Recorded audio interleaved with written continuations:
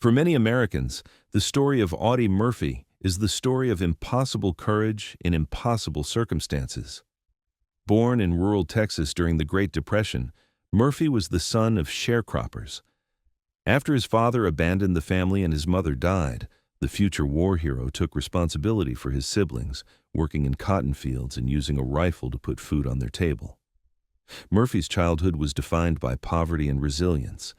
In a later interview, he said, "When you've slept on the ground and gone hungry, you learn to appreciate the simple victories." Murphy tried to join the Marines and the paratroopers, but the military found him too short and frail. Undeterred, he finally made it into the U.S. Army by lying about his age. Less than 2 years later, he was one of the most decorated combat soldiers of World War II. By January 1945, Murphy was serving as a second lieutenant in Company B, 15th Infantry Regiment, 3rd Infantry Division. The Allied advance stalled at the Colmar Pocket, an area in Alsace where German forces dug in, hoping to hold until spring. The terrain was brutal: frozen woods, mud-churned fields, and waist-deep snow. Murphy's unit, battered by casualties, was tasked with holding the edge of the WWII forest near Holzwihr, a village occupied by German infantry and armor. Private Anthony Abramsky later recalled, "We were done.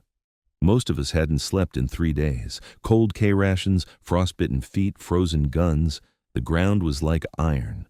When dawn came and we saw our positions, we knew we were sitting ducks." Company B's strength was sapped, down from 187 men to only 40 able to fight. Murphy himself had a shrapnel wound in his leg and hadn't told anyone. On January 26, 1945, at 1400 hours, the snow-dusted forest erupted with the thunder of German artillery. 6 tanks, trailed by 250 soldiers in white camouflage, moved in formation across the open field.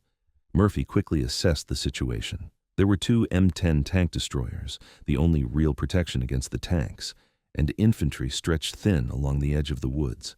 Murphy's command post was in a shallow drainage ditch, connected to supporting artillery batteries by a field phone. Sergeant Elmer Brawley described it, "The German infantry got within 10 yards of Lieutenant Murphy, and he killed them in the meadows, in the draws, in the woods, wherever he saw them." Murphy ordered a withdrawal, sending his men back into the forest's safety. Alone at his post, he continued to direct fire, shoot his M1 carbine, and call in artillery strikes. But the Germans scored a direct hit on the nearest M10 tank destroyer, setting it ablaze and forcing the crew to abandon it. As German troops pressed closer, Murphy spotted the .50 caliber machine gun mounted on the burning tank destroyer. Knowing they must hold this position, he climbed atop the flaming vehicle, exposed to shells and bullets, and began firing the machine gun at the advancing Germans. He called in artillery fire directly on his own position as waves of enemy infantry swarmed. The forward observer hesitated, knowing it might mean Murphy's death. But Murphy insisted, "I'm giving you a direct order. Fire on my position now." The first shells landed within 50 yards of the tank destroyer. Shrapnel tore into both German and American lines. Murphy was wounded again, but kept firing.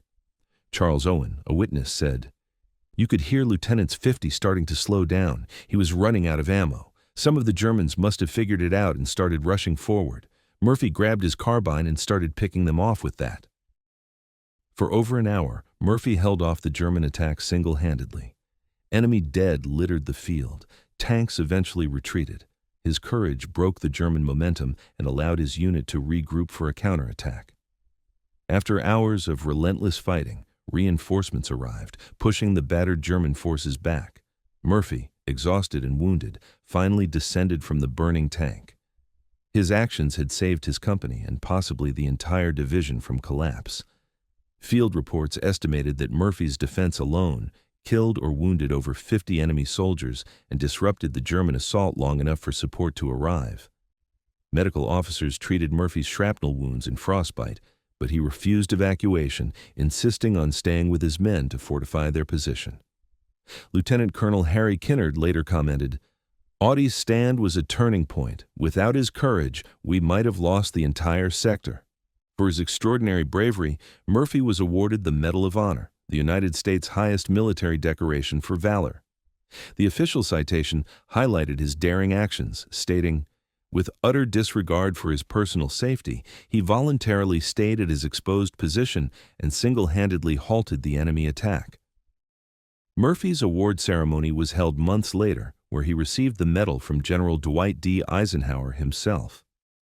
In his speech, Eisenhower praised Murphy as the embodiment of American heroism. Yet Murphy remained humble, saying, "I was just doing my duty like any other soldier." After World War II, Audie Murphy became one of the most decorated American combat soldiers. He went on to a successful acting career, starring in films including To Hell and Back, which chronicled his wartime experiences. However, the mental scars of war haunted him, and he spoke openly about post-traumatic stress struggles long before it was commonly recognized. Murphy used his fame to support veterans, advocating for better care and recognition. The Audie L. Murphy Memorial VA Hospital in San Antonio stands as a testament to his lifelong commitment. In his own words, "Courage is not the absence of fear, but the triumph over it." Audie Murphy's story serves as powerful inspiration, reminding us of the extraordinary heroism possible in ordinary people.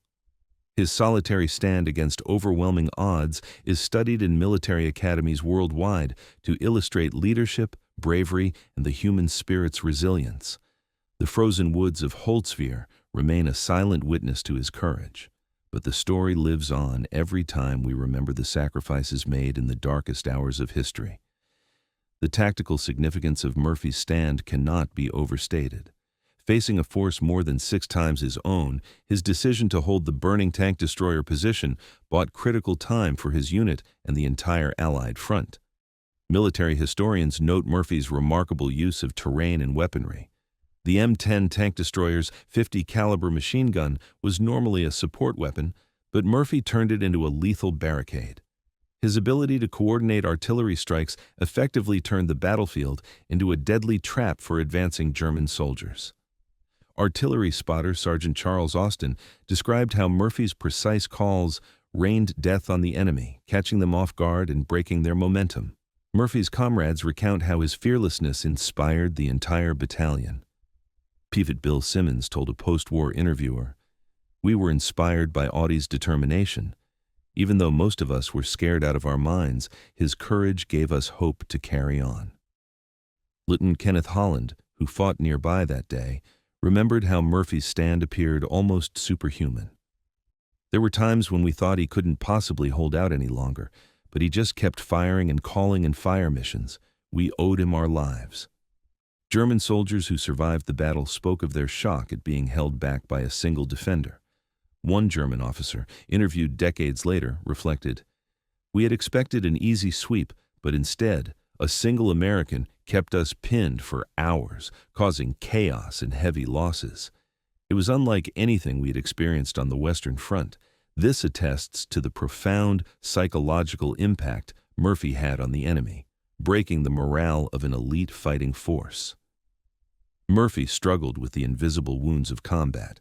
Despite his Hollywood career and public acclaim, he battled insomnia, nightmares, and survivor's guilt, a condition now recognized as PTSD. He sought solace in helping fellow veterans, advocating tirelessly for mental health support and better rehabilitation programs. His eloquence on the horrors and realities of war revealed a man torn between fame and trauma. In speeches and interviews, Murphy emphasized, "War is not a glory. It's a hell that stays with you long after the fighting ends." Audie Murphy's legacy extended far beyond his military achievements. He became a symbol of courage for generations to come. His life inspired books, films, and museums, keeping the memory of PWO soldiers alive.